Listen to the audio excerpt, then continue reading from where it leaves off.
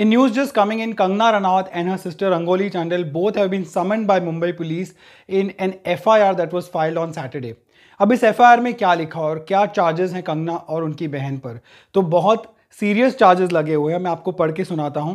The women were booked under sections pertaining to committing malicious or deliberate acts with the intention of outraging religious feelings of citizens, sedition, promoting enmity between different groups on grounds of religion, race, place of birth, residence or language and common intention.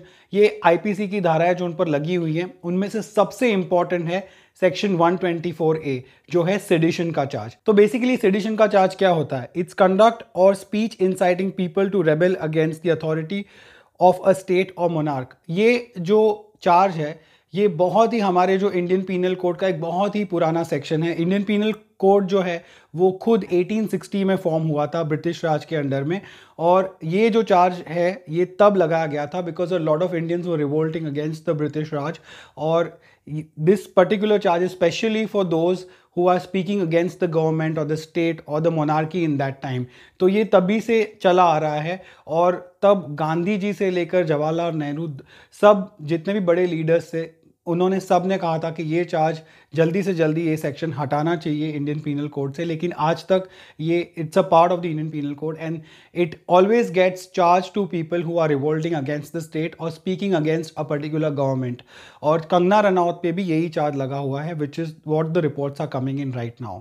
तो किसने ये complaint file की कंगना रनौत और उनकी sister के खिलाफ? तो उनका नाम है Munawar Ali Syed. He is a casting director and a fitness trainer in Bollywood apparently, and in his complaint he stated that he had worked with well-known film directors and had for the past few months been observing on social media what Kangana Ranaut was doing. हालांकि मैंने थोड़ी बहुत research की, I didn't really find much about him or his connection in Bollywood. Nonetheless, this is what he said, that Kangana Ranaut is continuously defaming Bollywood film industry and is portraying people working in Bollywood films as hub of nepotism, favoritism, drug addicts, communally biased people, murderers, etc. through her tweets and television interviews. This is creating a very bad image of Bollywood in the minds of people and even creating a communal divide and rift between people of two communities and in the mind of common man. This is what he stated in his complaint against Kangana Ranaut and her sister Rangoli. अब ये जो report file हुई कंगना रनावत के खिलाफ, उसकी court में भी hearing हुई. मेट्रोपॉलिटन मजिस्ट्रेट कोर्ट था जहां पर the court said that on prima facie perusal of complain and submissions I found the cognizable offence has been committed by the accused. ये जज ने कहा. कॉग्निजेबल का मतलब an offence that is recognized by the law.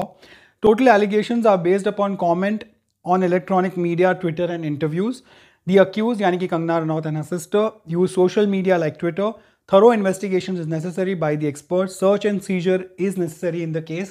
यानी कि अगर कुछ premises सर्च करने पड़े, जहाँ पर कुछ चीज़ें लेनी पड़े, वहाँ से कन्फेसिकेट करनी पड़े या ऐसी कोई भी चीज़ हो, तो that is also necessary. This is what the court said as per this report in the Indian Express that I am reading. Metropolitan Magistrate Jaydev Khule said in his order. So now he has directed the concerned police station to investigate the complaint. The concerned police station in this case is Bandra Police Station, ये भी मैं आपको बता दूं. और वहाँ के जो डेप्यूटी कमिश्नर है DCP जोन 9 के मुंबई के, अभिषेक त्रिमुखे, इनका नाम आपने काफ़ी टाइम सुना होगा पहले भी जब से सुशांत सिंह राजपूत का केस चल रहा है.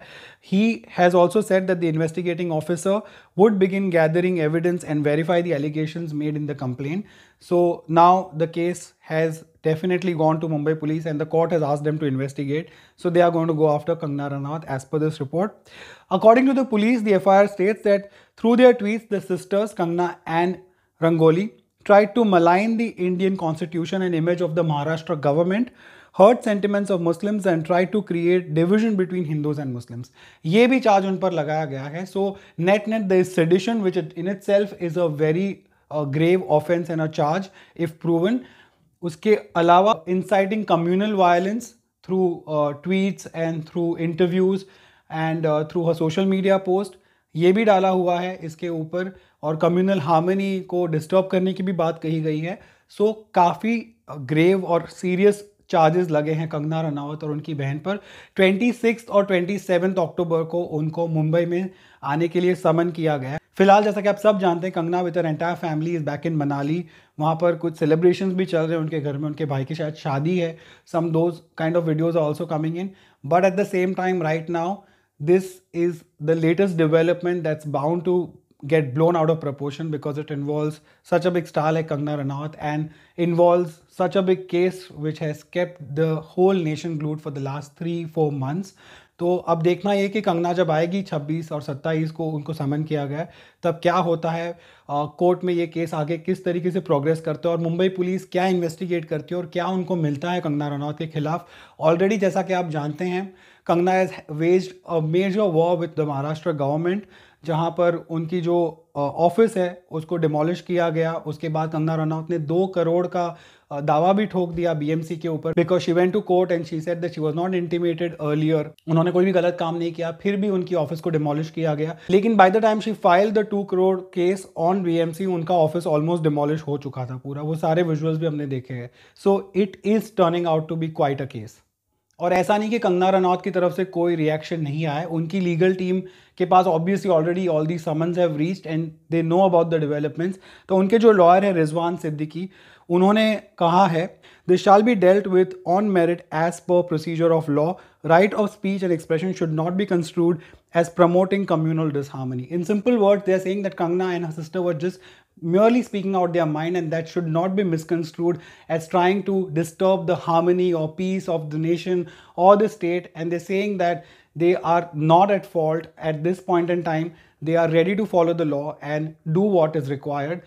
But at the same time, it remains to be seen where this case takes Kangana Ranaut and her sister. But more important than that, where this case takes the Justice for Sushant Singh Rajput campaign, because we're all still waiting to hear from the CBI as to where the investigation is headed and what's happening in the case. As of now, whatever is happening around the case is all on the periphery, and what the core case is, that's still shrouded in mystery. We still don't know where the investigation is headed. So I think this is as big as it gets. ये बहुत बड़ी development हुई है सुशांत सिंह राजपूत के मामले को related है, of course, because Kangana Ranaut started speaking all of these things when she got into the Sushant Singh Rajput case and she spearheaded the campaign. What do you think is happening now that a lot of accused are out on bail?